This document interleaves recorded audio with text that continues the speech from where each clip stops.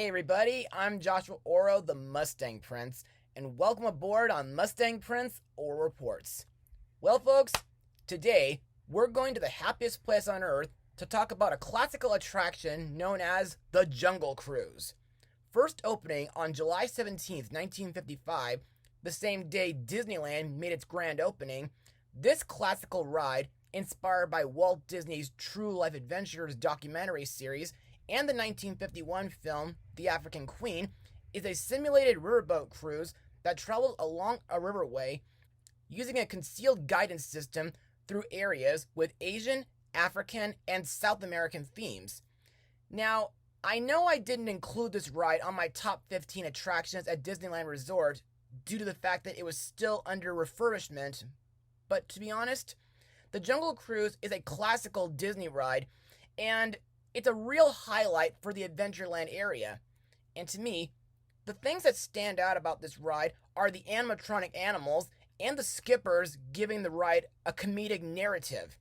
Plus, I think Imagineers like Harper Goff, Bill Evans, and Mark Davis did a remarkable job putting this ride together. Also, while I haven't been on the newly revamped version yet, which was open at Disneyland a few weeks ago, I gotta say, the new additions look very impressive, and I think the Christmas overlay, Jingle Cruise, is very creative. Also, I must ask you guys, have you viewers ever watched the Behind the Attractions series on Disney Plus lately?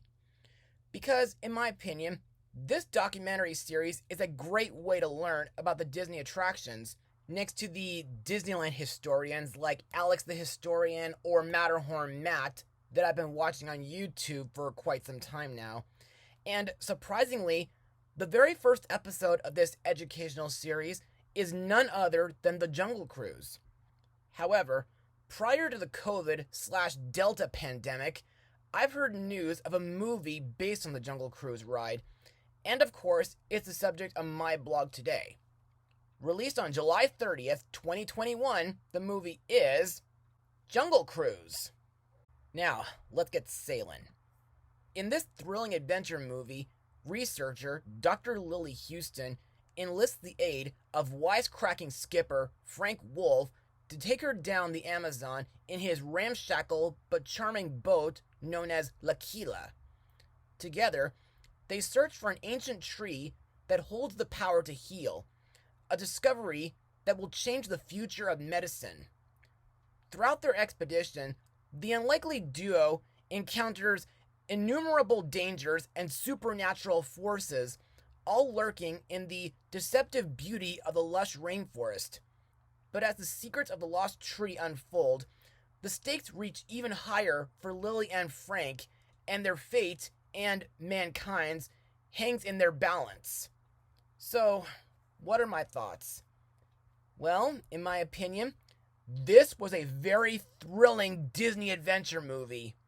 Yep, I absolutely loved it. But to further explain why I do, let's move on to Mustang notes. Plans for a feature film based on the Jungle Cruise ride began in 2004, following the success of Pirates of the Caribbean: The Curse of the Black Pearl a year prior. The project lay dormant until 2011, when Tom Hanks and Tim Allen were originally set to star. Filming took place in Hawaii and Atlanta, Georgia from May through September 2018.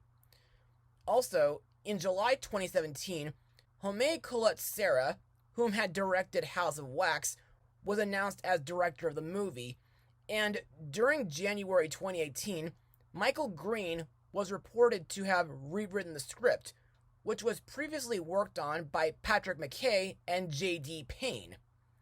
During post-production, Joel Negron served as editor on the movie, with DNEG, Industrial Light and Magic, Rodeo FX, Rising Sun Pictures, and Weta Digital providing the visual effects. Now, in my eyes, I like that this movie is a jungle river adventure, like the ride itself. Plus, I like that the movie takes place in the jungles of South America during the year 1916, which in my opinion gives the story a very interesting and epic feel. Also, I think the action and stunts in this movie are not only badass, but they also feel reminiscent to Indiana Jones, which to me makes sense since in the Californian Jungle Cruise, your boat sails past the Temple of the Forbidden Eye. Also, I need to give this movie credit for including a few Easter eggs from the ride. For example, they mentioned Dr. Albert Falls, there are piranha, a boa constrictor in a tree, and the headhunter tribe, whom were sadly recently taken out and replaced with a wrecked boat with monkeys on board, probably due to controversial reasons. But keep in mind, the main reason why the headhunters are still in the movie is because this film was in production before the ride changed. Also, not only is the movie epic, thrilling, and nostalgic, but it kind of feels reminiscent to not only California's Jungle Cruise, but also to Florida and Hong Kong's. Plus, to me, the plot involving the Tree of Life kind of sounds like the tree from Animal Kingdom. Also, I must mention that because I saw Jungle Cruise in theaters yesterday, this morning I unlocked my 5th virtual Regal Collector crown. The previous crowns were from Space Jam: A New Legacy, Black Widow, which I've already blogged, In the Heights, and Spirit Untamed, which, may I remind you, was my return to the cinema during this blasted pandemic.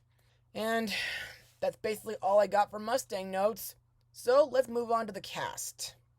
Our star skipper for the movie, Captain Frank Wolf, is played by WWE wrestler turned actor Dwayne "The Rock" Johnson, whom has been in the 2 Jumanji sequels, Disney's Moana, and Journey to the Mysterious Island.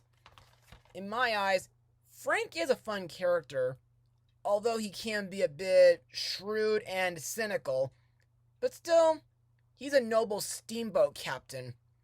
Plus, I found it pretty interesting that Dwayne commandeered a Jungle Cruise boat at the Magic Kingdom park for character research. Also, I think Frank's boat, L'Aquila, looks very impressive, and his Jaguar sidekick, Proxima, is a very memorable character. Plus, I thought Frank's backstory was actually very surprising. Our main character, Dr. Lily Houghton, is played by Emily Blunt, best known from the Romeo and Juliet movies, My Little Pony from 2017, Mary Poppins Returns, and Animal Crackers. You know, I really like her too, due to Lily being an eccentric and adventurous character. And because of the stories her father told her when she was a young girl, Lily is determined to search for the Tree of Life, which she hopes to study for its healing properties. Next is Lily's younger brother and reluctant assistant, McGregor, played by Jack Whitehall, whom has been in Mother's Day from 2016, The Queen's Corgi, The Nutcracker and the Four Realms, and he'll be playing Emily Elizabeth's uncle in Clifford the Big Red Dog. In my opinion, I find McGregor to be kind of socially awkward, and he kind of reminds me of Milo Thatch from Atlantis: The Lost Empire. Also, some may say that he may be a little similar to LeFou from the 2017 Beauty and the Beast movie. Next we come to the main antagonist, Prince Joachim, played by Jesse Plemons. This guy is a deranged and ambitious German aristocrat who finances and leads a military expedition to claim the Tree of Life for himself, in order to help Germans win the war. To me, Joachim is a very greedy and murderous man. Plus, I think he's very insane to bring a submarine to the Amazon jungle. The secondary antagonist for the movie is Aguirre, played by Edgar Ramirez, whom I only remember from Zero Dark 30. Aguirre is an arrogant conquistador who once sought the tree's power, only to be cursed with immortality for his cold heart. To me, Aguirre is a very dangerous and merciless character, especially with his body being covered with snakes. Another character to talk about is Trader Sam, played by Veronica Falcon. For those who may not remember, Sam is the head salesman of the jungle, whom you meet at the end of the ride until July 16th, 2021, when he was replaced by his own gift shop.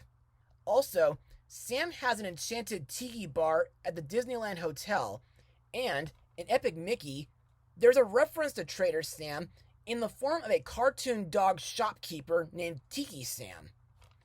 Anyway, in the movie, Sam is the chieftain of the Puka Machuna tribe who protect the Tree of Life.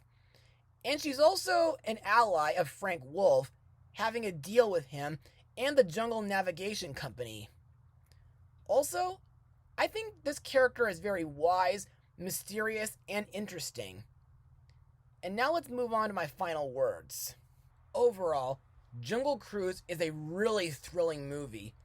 The cinematography is amazing, the action is absolutely badass, the comedy is charming and entertaining, the main actors, Dwayne Johnson and Emily Blunt, have great chemistry while performing together, the musical score by James Newton Howard and Metallica is epic, and I like that the movie features several Easter eggs from the original 1955 Disneyland ride. Speaking of which, I just hope to one day get a job as a Disney cast member, if they'll have me. But until that happens, I highly recommend every Disney fan to see this movie. And while this is PG-13, if you plan to have your kids watch this film, make sure you see it with them. And don't worry, you'll all have a thrilling time. I give this movie the highest rating of 100%. Well, that's all for now. Be sure to join me next time for my next episode. Mustang Power.